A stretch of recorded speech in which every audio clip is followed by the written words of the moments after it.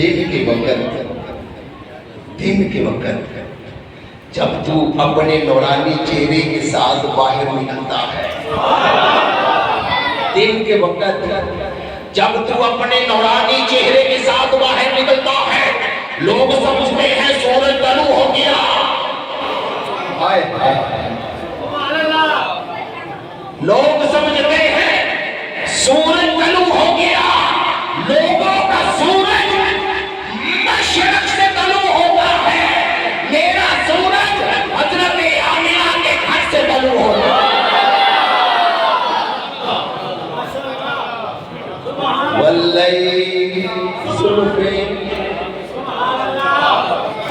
वल्लैल, जब रात का वक्त होता है, हाय हाय हाय हाय, जब रात का वक्त होता है, तू अमामा शरीफ उतारता है, अमामा शरीफ उतारता है, तेरी सुल्फे तेरे चेहरे पे आती है, तेरी सुल्फे तेरे चेहरे पे आती है और तेरा चेहरा तेरी जुल्फों में छुप छुप जाता है और फिर तेरी जुल्फों की खुशबू पूरी वादिये मक्का में फैल जाती है। तो आला हज़रत लिख गए, लैलतुल क़द्र में मतलाउल फज्र, लैलतुल क़द्र में मतलाउल फज्र, मांग की इस्तिकामत पे लाखों सलाम। कहने लगे लोगों के लिए शब-ए कदर साल में एक मरतबा आती है। अहमद रज़ा के लिए शब-ए कदर वो रात होती है जब मुस्तफा अपने चेहरे पे जुल्फे रखते हैं, तो मेरे लिए शब-ए कदर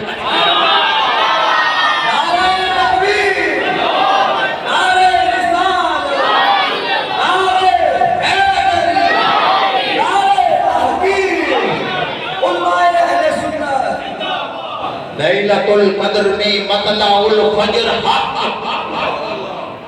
मांग की इस्तिकामत पे लाखों सलाम। महबूब, जब तू अपना चेहरा अपनी जुल्फों में छुपाता है, जब तू अपना चेहरा अपनी जुल्फों में छुपाता है, ऐसा लगता है कि शब-ए कद्र हो चुकी, ऐसा लगता है कि शब-ए कद्र हो चुकी। और जब तू अपने चेहरे से जुल्फे हटाता है तो ऐसा लगता है सूरों का सूरज तलू हो चुका।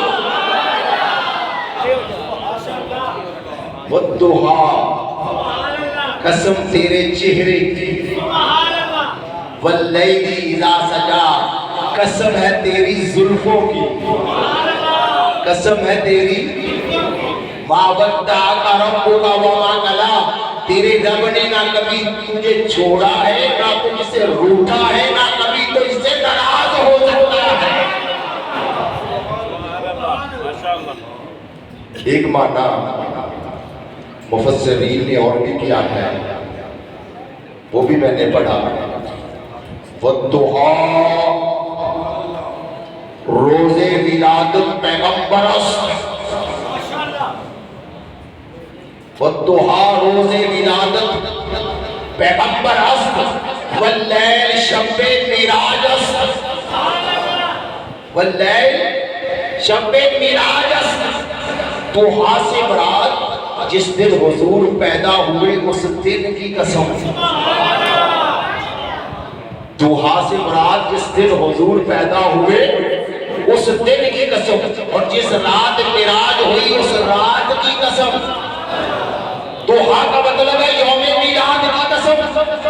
लोग कहते हैं मिलाद पाक करना शिरक है, खुदा तो मिलाद पाक के दिन की कसमें खा रहा है कि मुझे यौमे मिलाद की कसम, वल्लैल, और मुझे शब-ए मिराज की कसम। अगर तुम्हारी तवज्जो होगी तो तुम्हारी सुभान अल्लाह बताएगी कि वाकई आप जुमला समझ रहे हैं। मिलाद कहते हैं आने को और मिराज कहते हैं जाने को।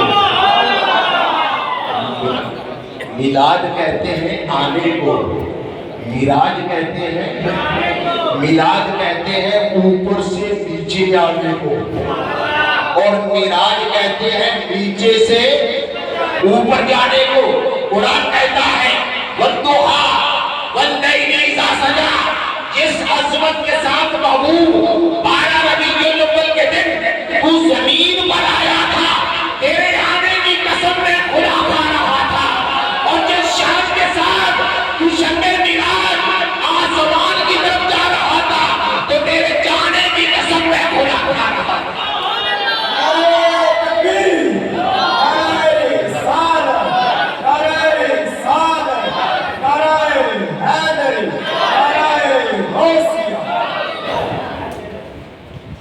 والضحیٰ واللیل اذا سجا، سبحان اللہ، وہ اس چہرے کی رب قسمیں کھا رہا ہے۔ توجہ ہے نا؟ جس چہرے کی رب قسمیں کھا رہا ہے وہ چہرہ کیسا ہوگا؟ جس چہرے کی رب قسمیں کھا رہا ہے وہ چہرہ کیسا ہوگا؟ محو حیرت ہے یہ دنیا، محو حیرت ہے یہ دنیا، مصطفیٰ کو دیکھ کر وہ مصور کیسا ہوگا جس کی یہ تصویر ہے؟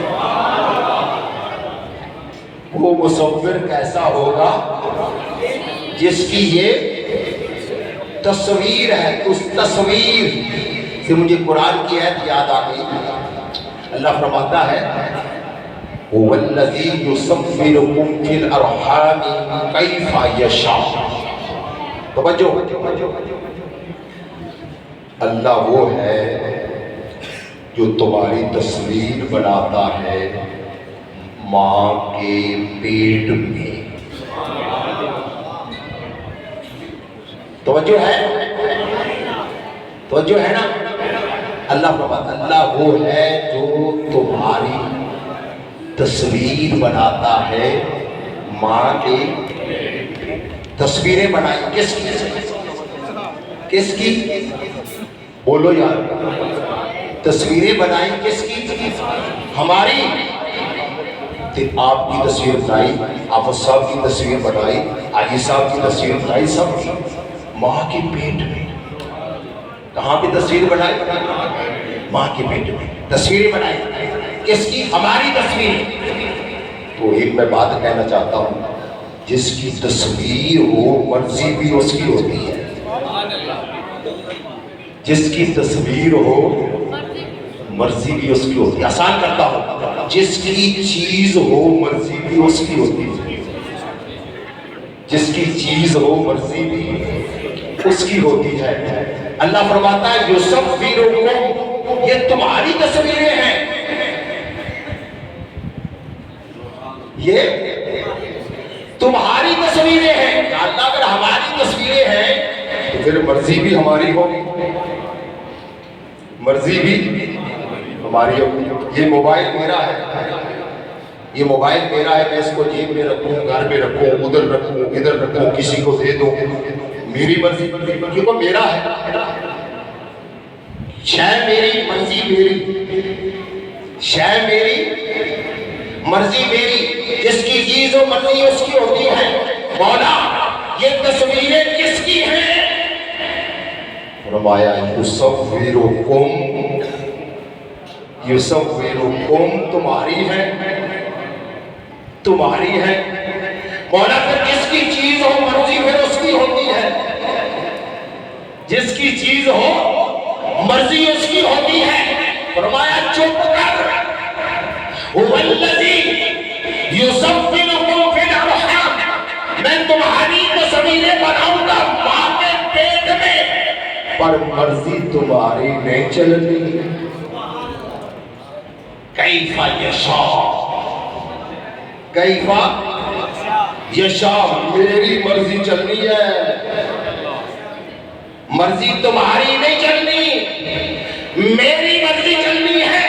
تصویریں تمہاری مرضی اس کی، تصویریں تمہاری مرضی اس کی۔ مولا میں انہیں کیسے سمجھاؤں، میں انہیں کیسے سمجھاؤں، کیسے سمجھاؤں؟ فرمایا تمہیں ابھی بھی سمجھ نہیں آئی؟ آدم سے لے کر عیسیٰ تک، اور عیسیٰ سے لے کر آج تک، اور آج سے لے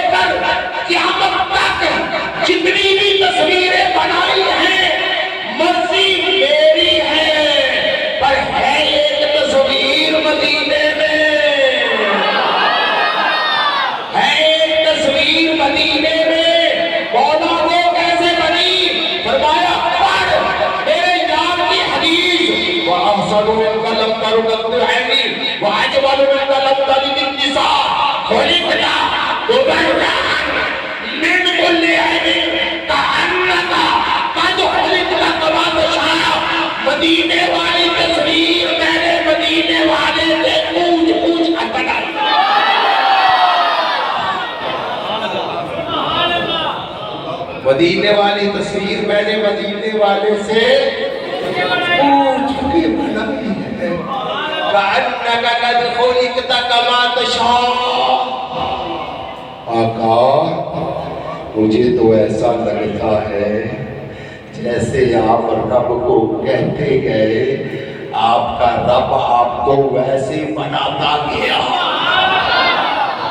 میں ترجمہ کر رہا ہوں، آقا جیسے آپ رب کو کہتے گئے آپ کا رب آپ کو ویسے بناتا گیا۔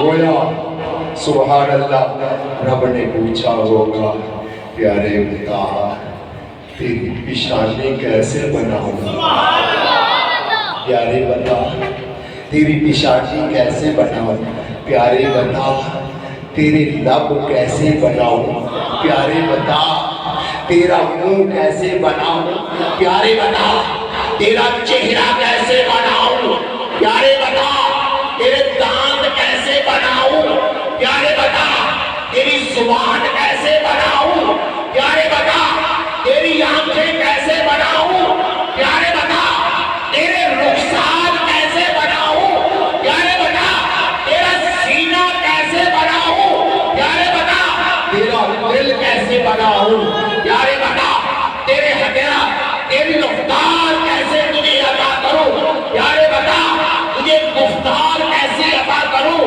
پیارے بتا تجھے کمال کیسا عطا کروں، پیارے بتا تجھے جمال کیسا عطا کروں، پیارے بتا تجھے سیرت کیسی عطا کروں، پیارے بتا تجھے صورت کیسی عطا کروں۔ توجہ جب رب نے پوچھا ہوگا پیارے بتا تجھے کیسا بناؤں تو میرے پاک نبی نے عرض کی ہوگی مولا مجھے ایسا بنا دے جو مجھے دیکھ لے وہ تجھے دیکھ لے۔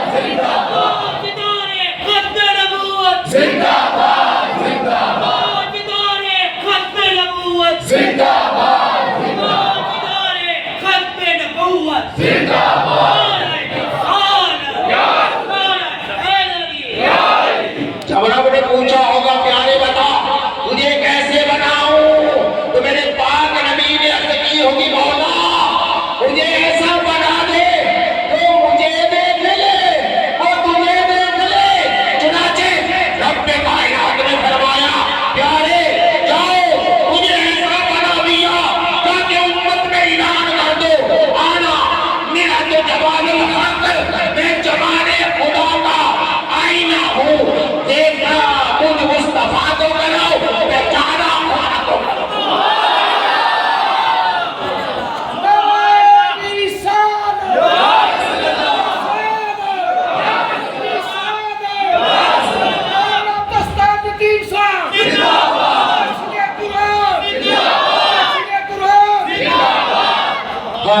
یہ ہے وہ تصویر مدینے کی،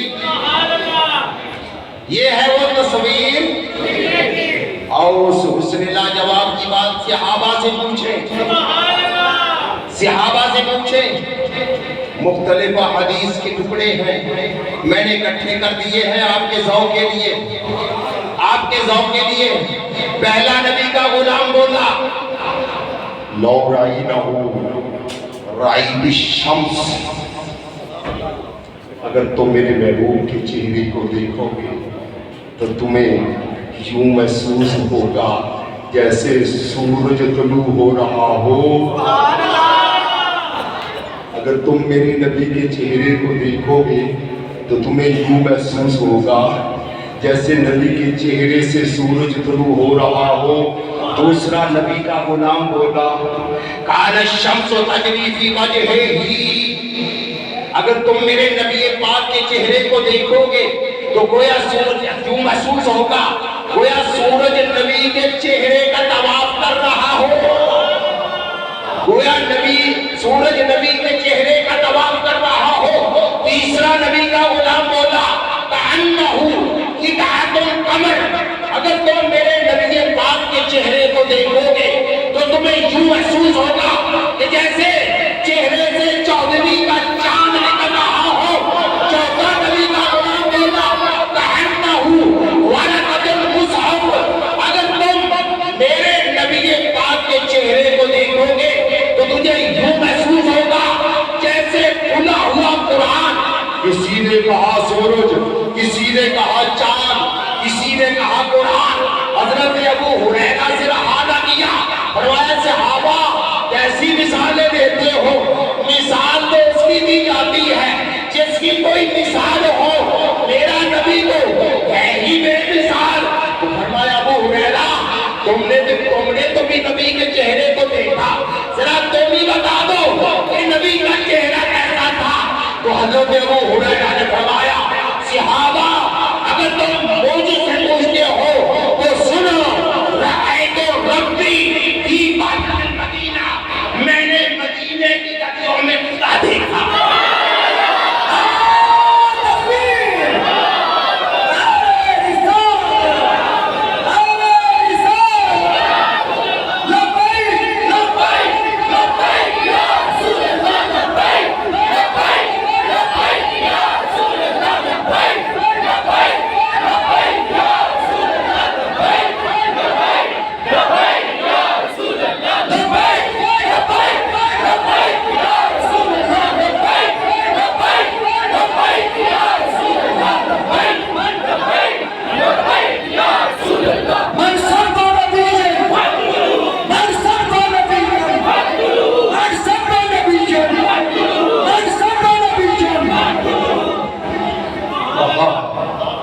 سبحان اللہ، یہ تو میرے نبی پاک صلی اللہ علیہ وسلم کی چہرے کی بات ہے نا، یہ تو اون کی بات ہے، یہ تو اون کی بات ہے۔ ارے یارو جو اون سے جوڑ جاتا ہے بات اس کی بڑی، جو اون سے جوڑ جاتا ہے اس کی بھی بات بڑی۔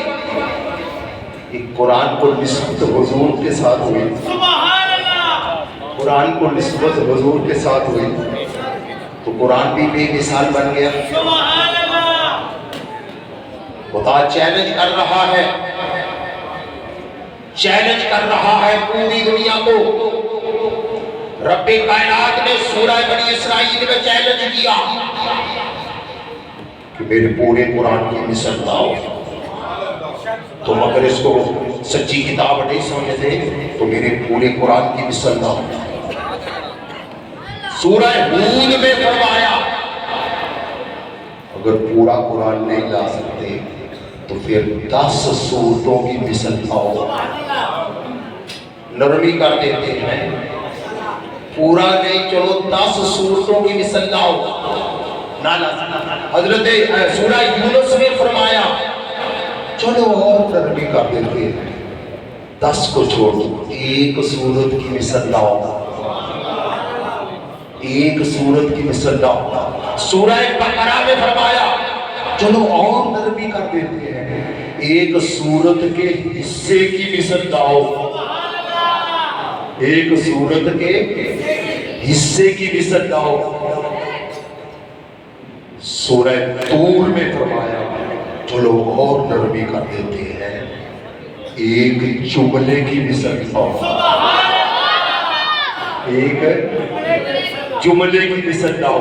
خداوند عالم نے 5 چیلنج کیے، کتنے؟ 5 چیلنج کیے۔ پہلا چیلنج پورے قرآن کی مثال لاؤ، نہ لا سکے۔ دوسرا چیلنج 10 سورتوں کی مثال لاؤ، نہ لا سکے۔ تیسرا چیلنج ایک سورت کی مثال لاؤ، نہ لا سکے۔ چوتھا چیلنج ایک سورت کے حصے کی مثال لاؤ، نہ لا سکے۔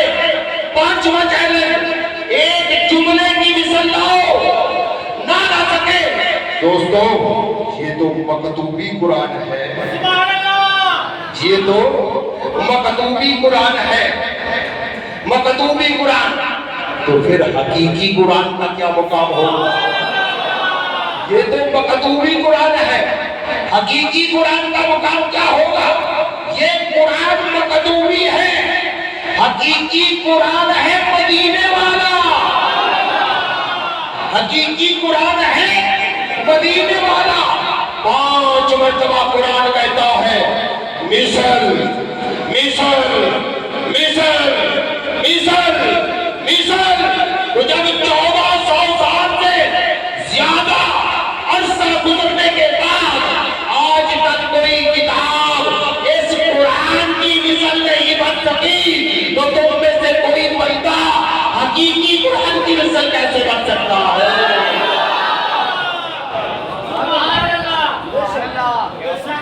دیکھیں نا، اس کائنات میں کوئی کتاب ایسی نہیں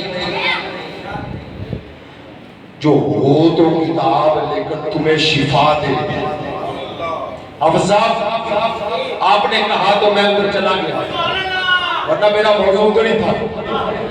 کوئی کتاب ایسی نہیں جو ہو تو کتاب مگر تمہیں شفا دے۔ بڑے سے بڑے مولوی کی کتاب لے لو، کوئی کتاب ایسی نہیں۔ بڑے سے بڑے پیر، اچھے سے اچھے طبیب کی کتاب لے لے، تمہیں شفا نہیں دے گی۔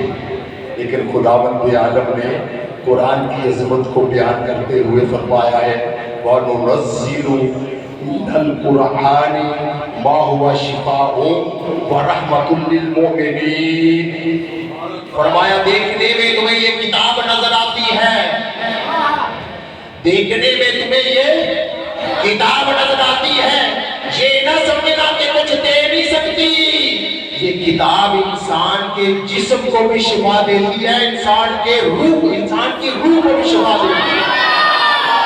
تو یہاں سے میں ہمیشہ نقطہ نکالا کرتا ہوں، لوگ کہتے ہیں کہ نبی کچھ دے نہیں سکتا، لوگ کہتے ہیں نبی کچھ دے نہیں سکتا۔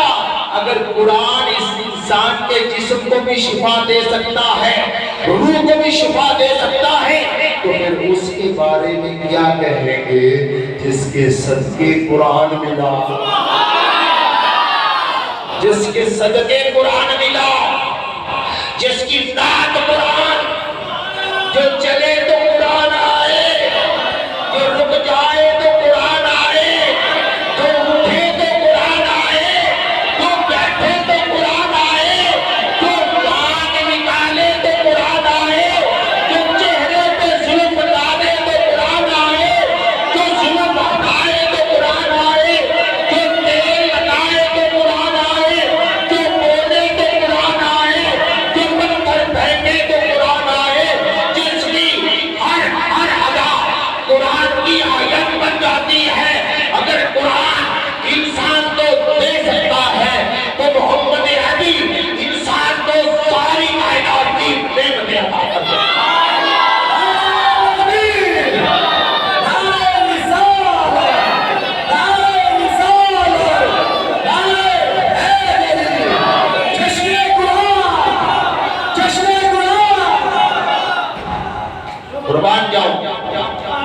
قربان جاؤں جس کی نسبت سرکار سے ہو جاتی ہے وہ بے مثال ہوتی ہے۔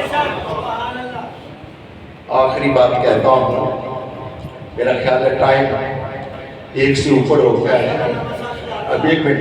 آخری بات، جس چیز کی نسبت ہو جاتی ہے وہ بے مثال ہوتی ہے۔ جب بلال کی نسبت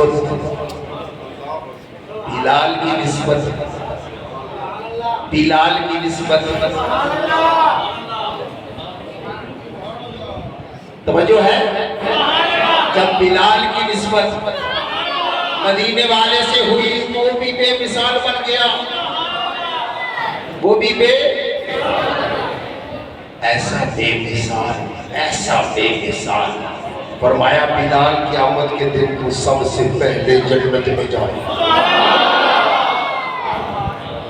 قیامت کے دن تو سب سے پہلے جنت میں جائے گا. یا رسول اللہ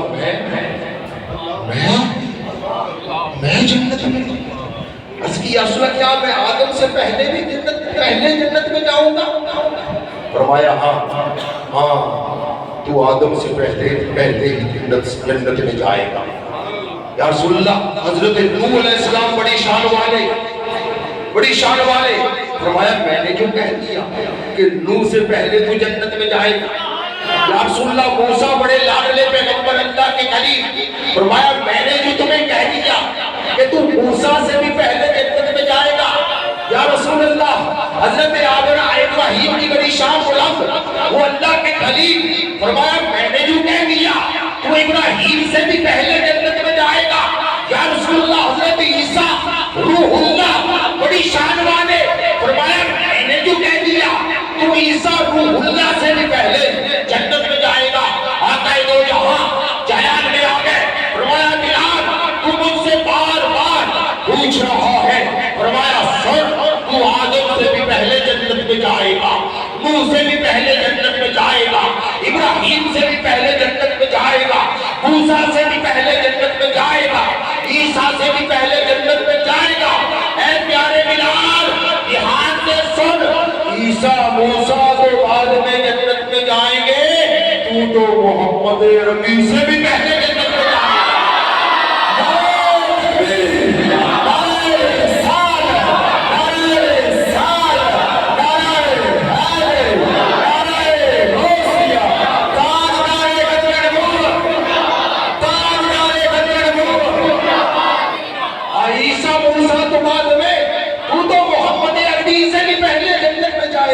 حدیث پاک میں آتا ہے جب بلال نے یہ الفاظ سنے تو بلال کانپ اٹھے. عرض کی یا رسول اللہ میں بے ادب گستاخ کیسے ہو سکتا ہوں کہ آپ سے پہلے جنت میں چلا جاؤں. یا رسول اللہ جنت تیری, مالک تو, کوثر تیرا, مالک تو. مالک پہلے جنت میں جاتے ہیں, نوکر بعد میں جنت میں جاتے ہیں. سرکار مسکرا کے کہتے ہیں جب قیامت کا دن ہوگا میں سواری پر سوار ہوگا اور میری سواری کے لگام بلال تیری ہاتھ میں ہوگی, پہلے تو جنت میں جاتے ہوگا میری سواری.